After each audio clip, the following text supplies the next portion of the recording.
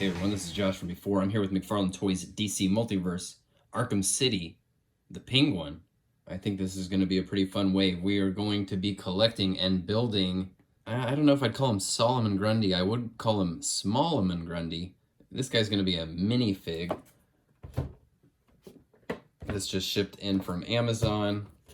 This is probably my most anticipated from the wave. Looking forward to having a solid Penguin figure. Not quite the comic one that I'm dying for, but it's going to do for now. Of course, the unique body shape and size is going to be part of the fun for me. And while I'm opening him up, let's look at some of these cool submissions from our friends in the toy community. By all means, continue submitting your toy photography and customs to me on Instagram, and we'll keep sharing them. Okay, I am very stoked about this. This is going to be a winner. He feels a little lightweight and a little hollow up here in the torso, but it doesn't feel cheap. He feels, the way that he moves around, the way he's put together, it feels sturdy. It doesn't feel like cheap materials. This is also one of the first figures in quite a while that I can look at it and it doesn't really feel like it's missing paint. Could there be more? Absolutely. And you could bring out amazing the texture of his jacket and stuff. But the vest under here is a different color. There's a little blue highlight on the fur lining of his jacket. And then what I really like is this gray that they brought in here, here, here. It's the same color gray throughout. And it makes it feel like there's been some attention paid from top to bottom. And you know, using the same color through here and even up to the broken bottle monocle, you get a nice sense of unity. Feels like a complete thought. Really like that.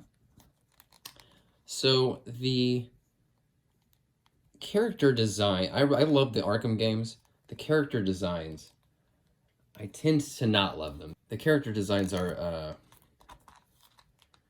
probably my most commonly disliked sort of aspect of those games. The Penguin, though, I like.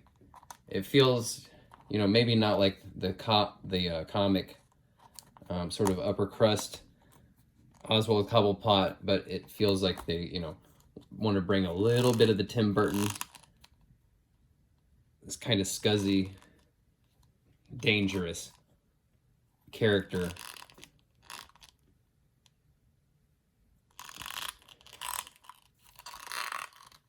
Try to bring that quality a little bit to it. What I really just admire about the Arkham games in general is how well they kind of incorporate different inspirations from previous iterations of Batman, right? So, you know, his gadgets, the design of his gadgets, is very Tim Burton-esque.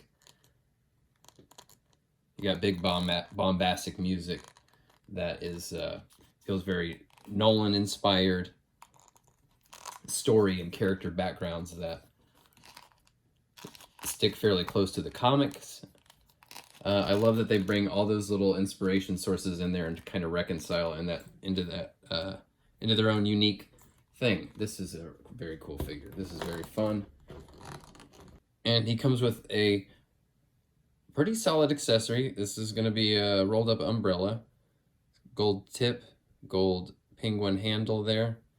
Really cool detail there, the way it's wrapped up and clasped.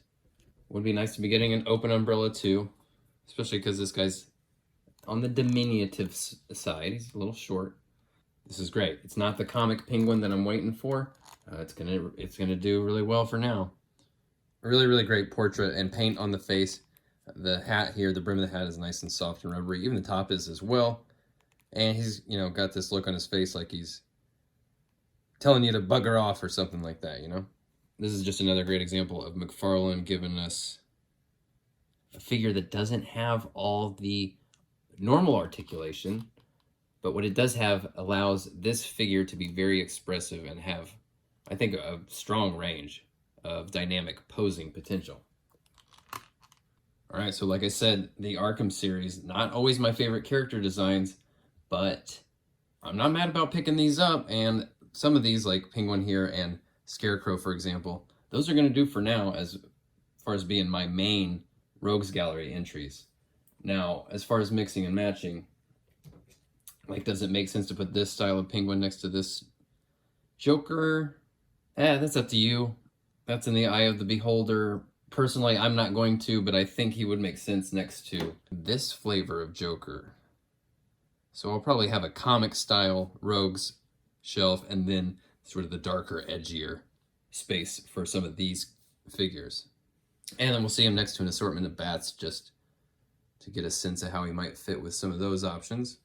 And of course, I've got to show him to you next to my custom Tech Shield Batman, Sky Escape Joker, Bob the Goon, and Drophead. Definitely going to be making some custom henchmen for this penguin. And when we get a real comic style penguin, I'm going to definitely do a repaint in this flavor. So that could fit in next to some of these throwback inspired customs.